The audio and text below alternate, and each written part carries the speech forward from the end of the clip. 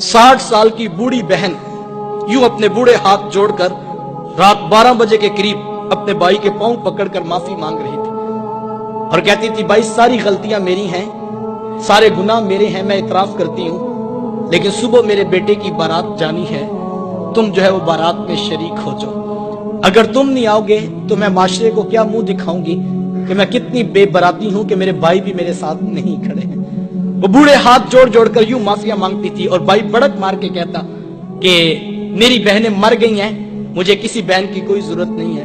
उसके जवान भाई साथ बेटे पास खड़े हैं और वो कहते, माँ कोई आता है तो ठीक है, कोई नहीं आता तो कोई परवाह नहीं, हमें कोई फर्क नहीं पड़ता, हमारी बारात सुबह धूमधाम से जाएगी। लेकिन वो कहती, बेटा तुम चुप रहो, ये मेरा और मेरे वीर का मामला है, मैंने भाई राजी करके जाना है, मैंने भाई राजी करके जाना है। उसने आखिरी हरबा सोच रखा था, जब नहीं ना मानेगा तो फिर मैं अपने सर की चादर उतार के उसके पांव पे डालूंगी, फिर तो उसका कलेजा पिघल जाएगा। लेकिन उसका आखिरी हरबा भी काम ना आया, फिर वो सर की चादर उतार कर पांव के साथ रगड़ती रही, लेकिन भाई का कलेजा नरम नहीं पड़ता था। फिर कितने बोझल कदमों से उसने भाई की दहलीज को छोड़ा, ये वो बहन ही जानती होगी। आज हम खुशियों में शरीक होने के भी रवादार नहीं रहे। मैंने कुल चेहलम की रोटी पर जो है वो भाइयों को लड़ते देखा है। एक कहता था कि ये मेरी बहन लगती थी, रोटी मैंने पकानी है, तो दूसरा कहता था नहीं नहीं ये मेरी बहन लगती थी, मैंने खाना पकाना है। साहिब मरने के बाद तो बरादरी को दिखाने के लिए रोटी पे लड़ रहे हो, जिंदा बहनों की कदर क्यों नहीं करते? किसी से पूछे, जनाब 4 साल हो गए बहन से नाराजगी है, वजह क्या है? तो वो कहता है, जनाब रिश्ता करते वक्त बहन ने मेरे से पूछा नहीं था। साहिब कौन ससुराल में कहता है जा जाके मेके से पूछ के हम पुत्र ब्याने लगे, तुम्हारी क्या राय है? कौन ये बताता है, कौन ये इख्तियार देता है?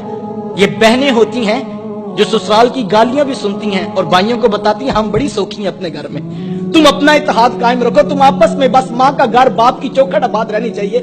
लेकिन भाई इतना कुछ करने का भी रवेदार नहीं रहे हैं। बहनों को इज्जत मेरे हुजूर ने दी है।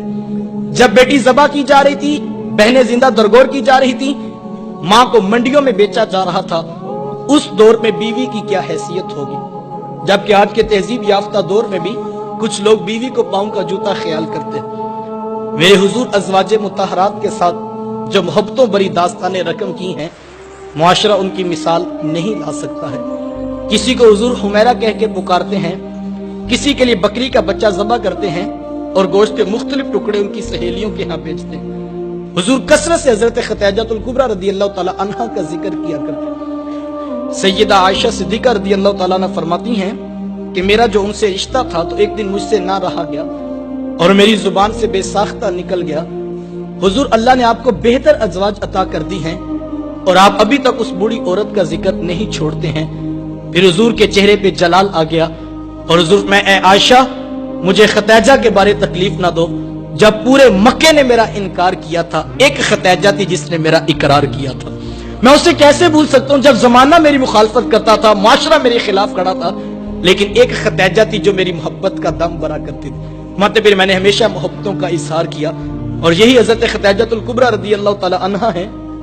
जब उनका वक्त आखिर करीब आया तो सैयदा फातिमा तो ज़हरा रदियल्लाहु ताला अन्हा को भेजा और कहा, बेटा जाओ जाके हुजूर से चादर रहमत मांग लो। सैयदा हाजिर खिदमत हुई और आकर अर्ज की कि मेरी वालिदा चादर मांग रही हैं। हुजूर ने चादर भी उतार कर पेश कर दी और साथ फरमाया, बेटा के माँ से पूछो ये चादर क्या करनी है। ये कहते कहते हुजूर भी साथ तशरीफ ले आए और हुजूर, मैं खतीजा तूने चादर क्या करनी है?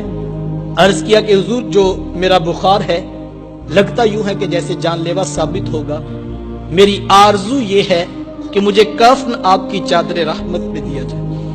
ये हुजूर की सीरत का कितना बड़ा रेफरेंस है कि बीवी आरजू कर रही है, अगर मुझे शोहर की चादर में कफन मिल गया तो ये मेरे रब के